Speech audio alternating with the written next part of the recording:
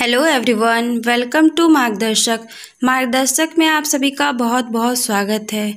जैसा कि हमने एनसीईआरटी की सीरीज़ स्टार्ट की थी, तो इसमें हमने क्लास 6 के हिस्ट्री के कुछ चैप्टर्स को देखा और उन्हें बहुत ही अच्छे से समझा था, जिससे हमारे आने वाले किसी भी एग्ज़ाम में हम उससे रिलेटेड किसी भी प्रकार का कोई भी क्वेश्चन रहे तो उसे हम अच्छे से सॉल्व कर सकते हैं।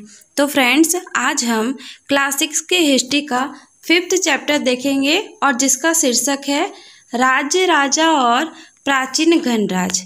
तो फ्रेंड्स, हम अपने चैप्टर की ओर आगे बढ़ने से पहले अगर आप नए लर्नर्स हैं तो हमारे चैनल को सब्सक्राइब करें और बेल आइकन को प्रेस कर लें। बेल आइकन को प्रेस करने से आगे आने वाले हमारे चैनल में जितनी भी वीडियोस आएंगी उसके आपको नोटिफिकेशन मिल जाएगी समय पर। तो अब हम अपने चैप्टर की ओर आगे बढ़ते हैं। तो आज हम सबसे पहले देखेंगे कि कुछ लोग शासक कैसे बने। तो लगभग 50 वर्षों से हम अपने शासकों का चुनाव मतदान के जरिए करते आ रहे हैं। किसके जरिए करते आ रहे हैं? तो मतदान के जरिए करते आ रहे हैं। लेकिन बहुत पहले लोग शासक कैसे बनते थे? तो करीब 3000 साल पहले राजा बनने की इस प्रक्रिया में कुछ परिवर्तन दिखाई दिए और कुछ लोग बड़े बड़े यज्ञों को आयोजित कर राजा के रूप में प्रतिष्ठित हो गए। किसके रूप में प्रतिष्ठित हो गए? तो राजा के रूप में प्रतिष्ठित हो गए। अश्वमेध यज्ञ एक ऐसा ही आयोजन था। यह किस तरह का आयोजन था? यह यज्ञ का आयोजन था जिसे अश्वमेध यज्ञ का नाम दिया गया। इसमें एक घोड़े को राजा के लोगों की देखरेख में स्वतंत्र विचरण के लिए छोड़ दिया जाता था। किस लिए छोड़ दिया जाता था? तो स्वतंत्र विचरण के लिए छोड़ दिया जाता था। इस घोड़े को किसी दूसरे राजा ने रोका तो उसे वहां अश्वमेध यज्ञ करने वाले राजा से लड़ाई करनी पड़ती थी। अगर राजा के द्वारा छोड़े हुए घोड़े को अगर कोई भी राजा रोकता था तो उसे अश्वमेध यज्ञ करने वाले राजा से लड़ाई करनी पड़ती थी। अगर उन्होंने घोड़े को जाने दिया तो इसका मतलब यह होता था कि अश्वमेध यज्ञ करने वाला राजा उनसे ज़्यादा शक्तिशाली था। किससे ज़्यादा शक्तिशाली था? तो जो लोग घोड़े को जाने के लिए छोड़ देते थे, यानी जो राजा घोड़े को जाने के लिए छोड़ देते थे, वह राजा अश्वमेध यज्ञ करने वाले राजा से कम शक्तिशाली था और अश्वमेध करने वाला राजा उनसे ज़्यादा शक्तिशाली था। इसके बाद उन राजाओं को यज्ञ में आमंत्रित किया जाता था। किन राजाओं को यज्ञ में आमंत्रित किया जाता था? जो राजा अश्वमेध यज्ञ करने वाले राजा के घोड़े को स्वतंत्र विचरण के लिए छोड़ देते थे, यानी उसे नहीं पकड़ते थे, उन्हें यज्ञ में आमंत्रित किया जाता था। यह यज्ञ विशिष्ट पुरोहितों द्वारा संपन्न किया जाता था। किसके द्वारा संपन्न किया जाता था? तो विशिष्ट पुरोहितों द्वारा संपन्न किया जाता था। इसके लिए उन्हें उपहार से सम्मानित किया जाता था। किससे सम्मानित किया जाता था? तो इसके लिए उन्हें उपहार से सम्मानित किया जाता था। अश्वमेध यज्ञ करने वाला राजा बहुत शक्तिशाली माना जाता था। यज्ञ में आमंत्रित सभी राजा उसके लिए उपहार लाते थे और इन्हीं सभी आयोजनों से राजा का मुख्य स्थान होता था। किसका मुख्य स्थान होता था? तो राजा का मुख्य स्थान होता था और यह राज सिंहासन या बाघ की खाल के विशेष आसन पर बिठाया जाता था। ये जो राजा थे जो अश्वमेध यज्ञ करते थे, उन्हें बाघ की खाल के विशेष आसन पर बिठाया जाता था। तो ये तो हुई अश्वमेध यज्ञ के बारे में। अब हम पढ़ेंगे विश्व और वैश्य के बारे में। तो विश्व या वैश्य जैसे सामान्य लोग उपहार लाते थे, जिन्हें पुरोहित शूद्र मानते थे, उन्हें कई अनुष्ठानों में शामिल नहीं किया जाता था। ये जो शूद्र लोग थे और शूद्र के साथ जो महिलाएं थी, उन्हें किसी भी अनुष्ठान में जल्दी से भाग नहीं लिया दिया जाता था। अब हम देखेंगे वर्ण के बारे में कि वर्ण क्या है और किसे कहते हैं। तो इस समय उत्तर भारत में खासकर गंगा यमुना के क्षेत्र में कई ग्रंथ रचे गए, जिसमें ग्रंथों में ऋग्वेद के बाद रचे होने के कारण ये वैदिक उत्तर वैदिक ग्रंथ कहे जाते थे। कौन से ग्रंथ कहे जाते थे? तो ये उत्तर वैदिक ग्रंथ कहे जाते थे। और इसमें सामवेद, यजुर्वेद और अथर्ववेद ये अन्य ग्रंथ शामिल थे। कौन कौन से ग्रंथ शामिल थे? तो सामवेद, यजुर्वेद, अथर्ववेद और अन्य ग्रंथ शामिल थे। पुरोहितों द्वारा रचित इन ग्रंथों में विभिन्न प्रकार के अनुष्ठान और उसके संपादन की विधियां बताई गई थी। किसके संपादन की विधियां बताई गई थी? तो इन ग्रंथों में विभिन्न प्रकार के अनुष्ठान के और उनके संपादन की विधियां बताई गई थी। इसमें शामिल नियमों के बारे में भी बताया गया था। ये जो अश्वमेध यज्ञ है, इसमें शामिल होने के लिए जो भी नियमें थी उसे भी इन ग्रंथों में बताया गया था।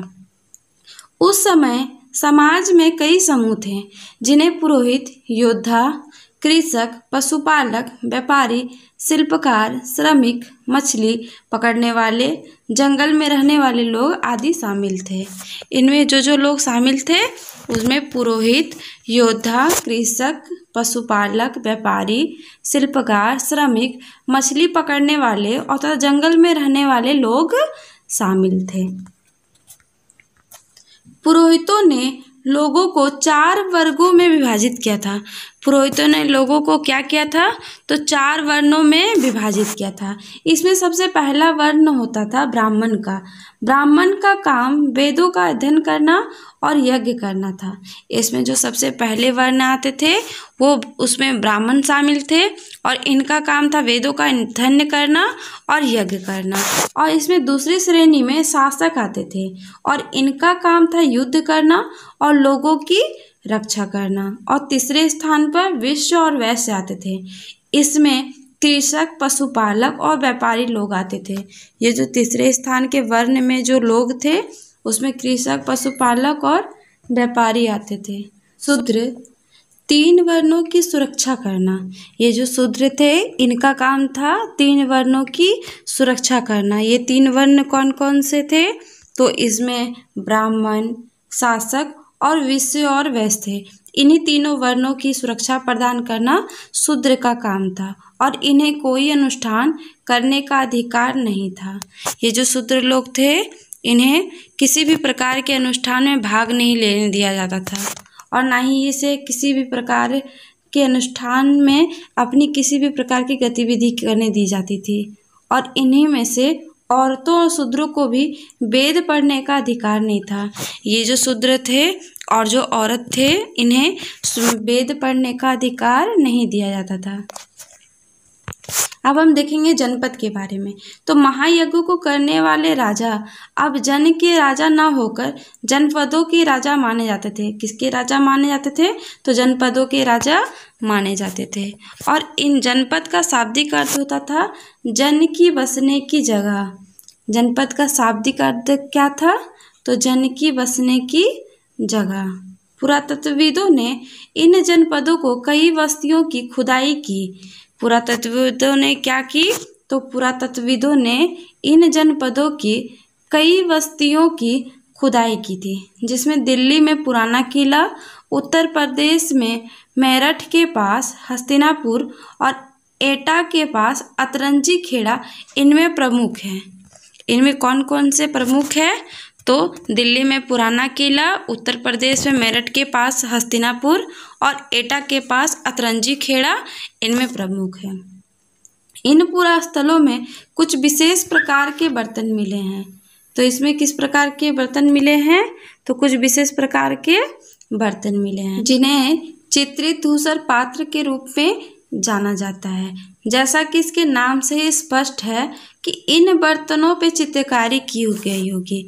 ये चित्रित धूसर पात्र में चित्रित से ही यह स्पष्ट होता है कि इन बर्तनों में कुछ विशेष प्रकार की चित्रकारी की गई होगी। ये आमतौर पर सरल रेखाओं और ज्यामितीय के आकृति के रूप में पाए गए थे। ये जो चित्रित धूसर पात्र थे इसमें सरल रेखाओं और ज्यामितीय से आकृति के रूप में पाए गए थे। अब हम देखेंगे चित्रित धूसर पात्र के बारे में। तो चित्रित धूसर पात्र क्या है? यह बहुत पतली सतह के सुंदर और चिकने बर्तन हैं। इस तरह के पात्र में ज़्यादातर थालियाँ और कटोरियाँ ही मिली है जो बहुत ही फेमस है, यानी बहुत ज़्यादा प्रचलित है। प्रयोग खास मौके पे किया जाता था। ये जो चित्रित धूसर पात्र थे, इसका प्रयोग खास मौके पर किया जाता था, जैसे शादी या किसी अनुष्ठान में इसका प्रयोग किया जाता था। आप यहाँ देख सकते हैं, ये जो फोटो है यह चित्रित धूसर पात्र की है। अब हम देखेंगे महाजनपद के बारे में। तो महाजनपद यह करीब 2500 साल पहले कुछ जनपद अधिक महत्वपूर्ण हो गए थे और इन्हीं को महाजनपद कहा गया था। किन्हें महाजनपद कहा गया था? जो 2500 साल पहले कुछ जनपद बहुत ही महत्वपूर्ण हो गए थे और इन्हीं जनपदों को महाजनपद कहा गया था। अधिकतर महाजनपदों की एक ही राजधानी होती थी। क्या होती थी? तो इनकी एक ही राजधानी होती थी और कई राजधानियों में किलेबंदी की गई थी, अर्थात इनके चारों ओर लकड़ी, ईंट और पत्थर की ऊंची दीवारें बनाई गई थी। इन ऊंची दीवारों से इनकी राजधानी को सुरक्षा मिलती थी। जैसे कोई बाहरी लोग आते थे और राज्य में आक्रमण करते थे, तो उस आक्रमण से ये दीवारें उन्हें रक्षा करती थी। इस समय राजा सेना भी रखने लगे थे और सिपाहियों को नियमित वेतन देकर पूरे साल रखा जाता था। अब हम देखेंगे कौशाम्बी के किले के बारे में। तो कौशाम्बी के किले की दीवार, यह चित्र आधुनिक उत्तर प्रदेश में इलाहाबाद के पास मिली ईंट की दीवारों के अवशेष के हैं। ये जो आप लोग चित्र देख रहे हैं, यह चित्र आधुनिक उत्तर प्रदेश के इलाहाबाद के पास मिली ईंट की दीवार का अवशेष है और इसके एक भाग का निर्माण लगभग 2500 साल पहले हुआ था। अब हम देखेंगे कर के बारे में। महाजनपदों के राजा विशाल किले बनवाते थे और बड़ी सेना रखते थे। ये जो राजा थे ये क्या करते थे? ये विशाल किले बनवाते थे और बड़ी सेना रखते थे, इसलिए उन्हें प्रचुर संसाधनों की आवश्यकता होती थी। इसके लिए उन्हें कर्मचारियों को भी आवश्यकता होती थी। अतः महाजनपदों के राजा लोगों द्वारा समय समय पर लाए गए उपहारों पर निर्भर ना होकर अब नियमित रूप से कर वसूलने पर निर्भर होते थे। तो व्यापारियों को सामान खरीदने बेचने के पर भी कर देना पड़ता था। फसलों पर लगाए गए कर सबसे महत्वपूर्ण थे, क्योंकि अधिकांश लोग कृषक थे और इन कृषकों का फायदा वे लोग उठाते थे। प्राय उपज का 1/6वां भाग हिस्सा कर के रूप में निर्धारित किया गया था और जिसे भाग कहा जाता है। ये तो भाग किसे कहा जाता है? तो यह फसल की उपज का 1/6वां हिस्सा कर के रूप में दिया जाता है और इसे ही भाग कहते हैं। कारीगरों के ऊपर भी कर लगाए गए, जो प्राय श्रम के रूप में जाना जाता है। ये जो कर था यह किसके रूप में जाना जाता है? तो यह श्रम के रूप में जाना जाता है। एक बुनकर, लोहार या सुनार को राजा के लिए महीने में 1 दिन काम करना पड़ता था। ये जो बुनकर, लोहार या सुनार थे, इन्हें अपने काम के बदले राजा के घर में 1 महीने में 1 दिन काम करना पड़ता था। पशुपालकों को जानवरों या उसके उत्पाद के रूप में कर देना पड़ता था। ये जो पशुपालक थे उन्हें जानवरों को और उनके उत्पाद के रूप में कर देने पड़ते थे। व्यापारियों को सामान खरीदने बेचने पर भी कर देना पड़ता था। ये जो व्यापारी थे, ये जो आयात निर्यात करते थे, उसके लिए भी इन्हें कर दिया जाता था। आखेटकों तथा संग्राहकों को जंगल से प्राप्त वस्तुएं देनी होती थी। ये चीज़ें यहाँ पे बहुत ही इम्पोर्टेंट है। अब आगे देखते हैं। अब हम देखेंगे कृषि के बारे में कि कृषि में परिवर्तन। इस युग में कृषि के क्षेत्र में 2 बड़े परिवर्तन आए। हल के फाल अब लोहे के बनने लगे थे, क्योंकि पहले जो हल के फाल थे वो लकड़ी के बने हुए रहते थे और जब ये परिवर्तन आए तो हल के फाल लोहे के बनने लगे। अब कठोर जमीन को लकड़ी के फाल की तुलना में लोहे के फाल से आसानी से जोता जाता था। जो परिवर्तन आए इससे लकड़ी के फाल से जोतने में लेट होती थी, इसलिए अब हल के फाल लोहे के बनने लगे और इससे जुताई करना बहुत ही आसान होने लगा। इससे फसलों की उपज भी बढ़ गई और दूसरे लोगों ने धान के पौधों का रोपण शुरू किया। अर्थात खेती में बीज छिड़ककर धान उपजाने के बजाय धान की पौधे तैयार कर उनका रोपण शुरू कर दिए थे। ये धान के पौधे के रोपण से धान की उपज बहुत ही आसान हो गई थी। अब पहले की तुलना में बहुत ज़्यादा पौधे जीवित रह जाते थे। पहले ऐसा होता था, जब धान से बोया जाता था तो बहुत सारे पौधे मर जाते थे। कुछ धानों में अंकुरन नहीं आती थी, जिसके वजह से वो पौधे के रूप में विकसित नहीं हो पाते थे। बट जब से धान के पौधे को डाइट लगाया गया, तब से यह बहुत ही ज़्यादा फायदेमंद होने लगा। इसलिए पैदावार भी ज़्यादा होने लगी। ये जो हुई, इसके बाद पैदावार भी ज़्यादा होने लगी। इसमें कमर तोड़ परिश्रम लगता था, लोगों को बहुत ज़्यादा परिश्रम करनी पड़ती थी, जिससे इसमें फसल में उपज भी ज़्यादा होती थी। ये काम ज़्यादातर दास, दासी तथा भूमिहीन खेतीहर मजदूर, जिसे कमकर भी कहा जाता था, करते थे। अब हम पढ़ेंगे सूक्ष्म निरीक्षण के बारे में। सूक्ष्म निरीक्षण में अब हम देखेंगे मगध के बारे में कि लगभग 200 सालों के भीतर मगध सबसे महत्वपूर्ण जनपद बन गया और गंगा और सोन नदी जैसी नदियों के किनारे से होकर ही ये गुजरती थी। ये यातायात, जल वितरण और ज़मीन को उपजाऊ बनाने के लिए बहुत ही ज़्यादा महत्वपूर्ण थी। अब देखेंगे मगध के एक हिस्से के बारे में। तो मगध का एक हिस्सा जंगलों से भरा हुआ था। मगध में 2 बहुत ही शक्तिशाली शासक थे, जिसमें एक बिंबिसार और दूसरा अजातशत्रु था। ये जो दोनों शासक थे, ये बहुत ही ज़्यादा शक्तिशाली थे और मगध के बहुत ही महत्वपूर्ण शासक थे। अब मगध में महापद्मानंद एक और महत्वपूर्ण शासक थे। उन्होंने अपने नियंत्रण का क्षेत्र इस महाद्वीप के उत्तर पश्चिम भाग तक फैला लिया था। इन्होंने अपने नियंत्रण का क्षेत्र कहाँ तक फैला लिया था? तो उत्तर पश्चिमी भाग तक फैला लिया था। बिहार में राजगीर, जो आधुनिक राजगीर के नाम से जाना जाता है, उसे कई सालों तक मगध की राजधानी बनी हुई थी। ये जो बिहार में राजगीर है, यह बहुत सालों तक मगध की राजधानी रही थी। बाद में पाटलिपुत्र को राजधानी बनाया गया था। 2300 साल पहले मैसेडोनिया का राजा सिकंदर विश्व विजय करना चाहता था। पूरी तरह सफल न होने पर भी वह मिस्र और पश्चिमी एशिया के कुछ राज्यों को जीतता हुआ आया, जिससे उसकी शक्ति भी बढ़ती गई और वह फेमस भी होता गया। जब उसने मगध की ओर कूच करना चाहा तो उसके सिपाहियों ने इनकार कर दिया। वे इस बात से भयभीत थे कि भारत के शासकों के पास पैदल रथ और हाथियों की बहुत बड़ी सेना थी। इसी के वजह से वो कुछ करना इनकार कर दिए थे। अब हम पढ़ेंगे बज्जी के बारे में कि मगध एक शक्तिशाली राज्य बन गया था और उसके ही नज़दीक एक बज्जी राज्य था, जिसकी राजधानी वैशाली थी। और वैशाली कहाँ पड़ता है? तो वैशाली बिहार में पड़ती है। यहाँ एक अलग किस्म की शासन व्यवस्था थी, जिसे गण या संघ कहते थे। क्या कहते थे? इसे गण या संघ कहते थे। गण या संघ में कई शासक होते थे। कभी कभी लोग एक साथ शासन करते थे, जिससे प्रत्येक व्यक्ति राजा कहलाता था। क्या कहलाता था? जब इसमें गण में एक से अधिक लोग शासन करते थे, तो इसमें प्रत्येक व्यक्ति राजा कहलाता था। स्त्रियां, दास और तथा कमकर इन्हें सभाओं में हिस्सा नहीं ले सकते थे।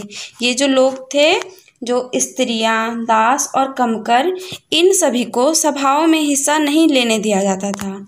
अब हम पढ़ेंगे गण के बारे में कि गण शब्द का प्रयोग कई सदस्यों वाले समूह के लिए किया जाता था। किसके लिए किया जाता था? तो गण का प्रयोग कई सदस्यों वाले समूह के लिए किया जाता था। और संघ का प्रयोग, संघ अर्थात संगठन या सभा।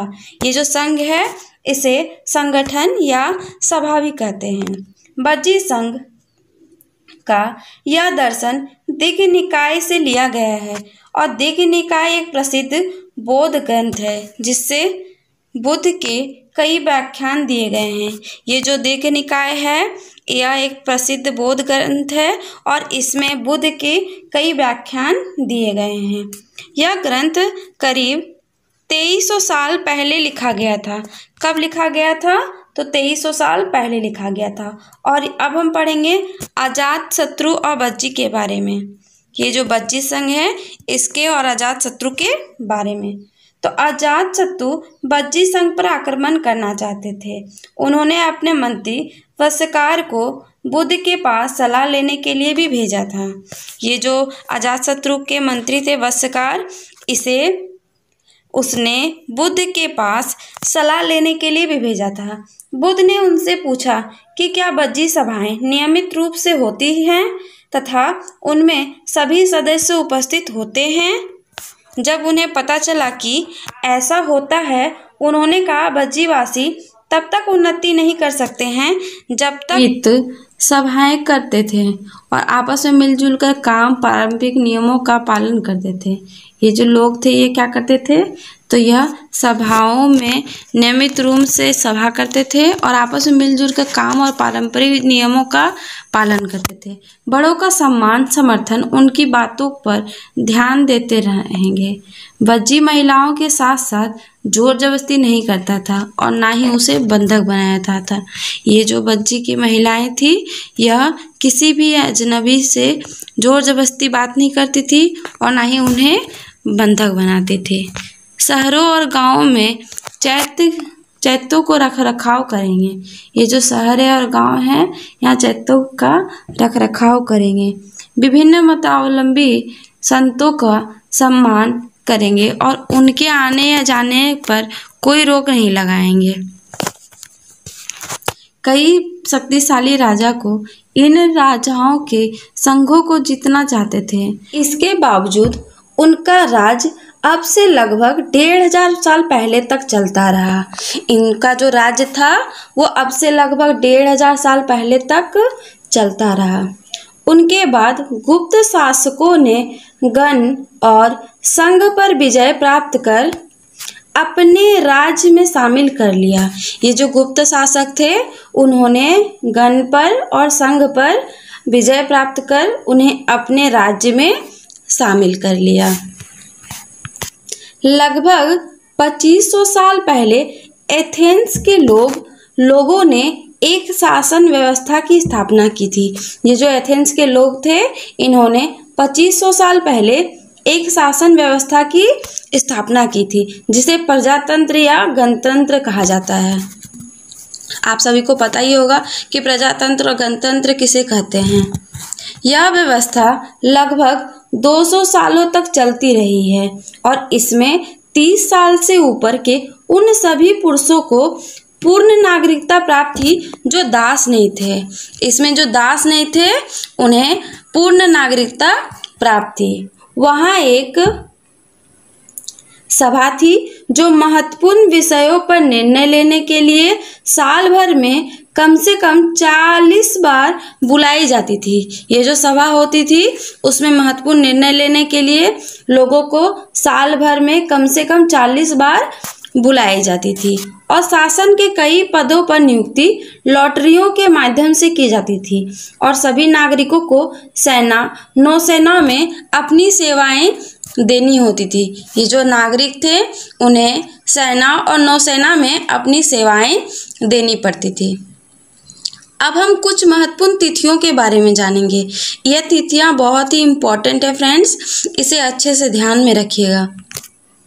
नए शासक का उदय लगभग 3000 साल पहले हुआ था। अगर आपसे पूछा जाए कि नए शासक का उदय कब हुआ था तो आप बताएंगे कि नए शासक का उदय लगभग 3000 साल पहले हुआ था।